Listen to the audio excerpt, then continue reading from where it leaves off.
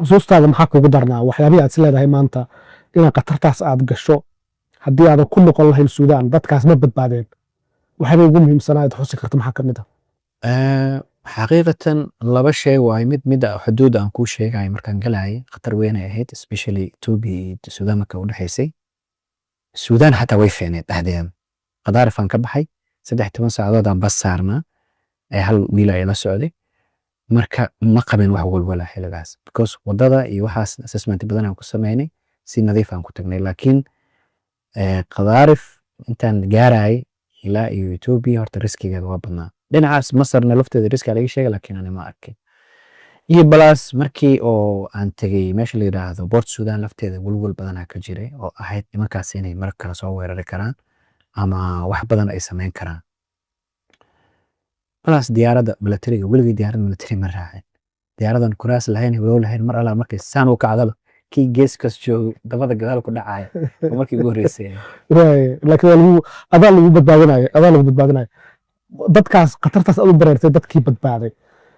runtii aad looga hadlay dad badan oo Soomaaliya oo kala duwan ayaad badbaadiseen safaaradda u shaqeysay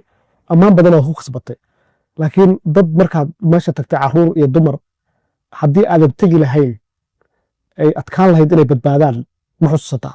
si fiican u xasuustaa I think sawir badan xataa waan soo galiyay Facebook intaan joogay meesha xuduudda magaceeda hadda iga maqan waxa igu darnaa basas oo waxa taagan meesha 6 bas oo waaweyn taagan oo dadkii aan ugu talagalnay inaan ku qaadno oo meeshan aad bay kuleel u tahay kuleel aan weligay arkin biyo oo heblow ahna malahan marka dadka biyo isku shubayaan waxaan arkay cunug yar iyo hooyo Soomaaliyeed oo meel fadhiyaan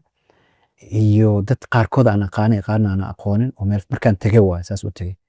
meel yar oo hotel lagu sheegay laakiin hotel ayana inta la geeyay waxa ku isla markii way isku dhow yihiin xuduudii hotelka waa 2 minutes walking waa meeshaan tagay waxa igu yaab badan marka cunugaas yar oo biina haysan heblowna haysan aan arkay intaan seen way unugii soo qaaday dhabteeda saaran biyo qaboban oo meel oo dukaan ay ku dhiganaa loo soo qaaday unugii la siiyay oo markaas xogaa yar aamus isagoo ooynay xaqiiqatan waxyaabaha oo na taabtay kamid ahayd waxa intaas iga sii darnaa Port Sudan intaan joogay Qadaarif gabdhahaas aan ku sheegay qaarna way baxeen oo doomihii ay heleen anoona tagay kuwii kale meel ay seexdaan ma hayaan passport ma hayaan lacag meel loogu soo dir ma hayaan meel lacag laga sarfo ay haystaan intay haystaan ma jirto waxay joogeen meel banaan ah oo dad oo intaas ajnabi isku dhex jiro habeen maalin ay dhex fadhiyeen qaarkood waalidiintoodana soo wacay Sacuudiga joogo oo ma dowladaha qaar oo khaliij kamid ah joogo dib weyn ay runtii nagu ahayd waana dareemaynay xanuunka ay leedahay hooyo Soomaaliyeed gabar Soomaaliyeed wiil Soomaaliyeed oo meeshaas ugu dhibtoonay aanan helaynin maxay ahayd sole wixii markaas asigu u baahnaa saas soo fiiraada uma san tahay arinta Suudaan runtii xaaladeedu wali waa iska sidii dib badan ka jira hadda waxaad ku dambeysay oo aad joogtaa safaaraddan wadankan South Africa min arrimaha carabta aad uga shaqeeyay oo aad u yaqaanaad ahayd baahida keentay in wadan English looga hadlo in lagu magacaabo oo South Africa ah ma la waayo wadan kale Carbeed oo isleedahay waxbaad ka qaban kartid waa runta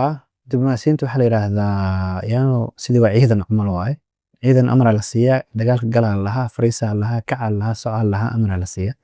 marka anaga diblomaasiyiinta waxaan nahay ciidanka qoriga wadan waa run mararka qaar diblomaasiyadda waxa la fiiriyaa thaqaafada qofka wadanka isaga loo diraayo waxyaabo badan oo la fiiriyaa waa sax waan u badnaa oo wax badan oo ka qaban karay dowladahaas laakiin madaxweynaha jamhuuriyadda federaalka Soomaaliya madaxweyne Xasan Sheekh Maxamuud iyo wasiiradii labadii wasiir ama wasiirkii wasiir ku-xigeenkii wasiir dowladda markaas jooga waxay u arkeen inaan xilligaasi munaasab ku ahay arintaas oo aan la ii soo bandhigay intaanan la magacaabin ka hor su-aashaas waa weydiiyey waxaan ku yiri meel kale ma la waayay la ii diro kaasa la option kaasa jiro option kale hadda ma jiro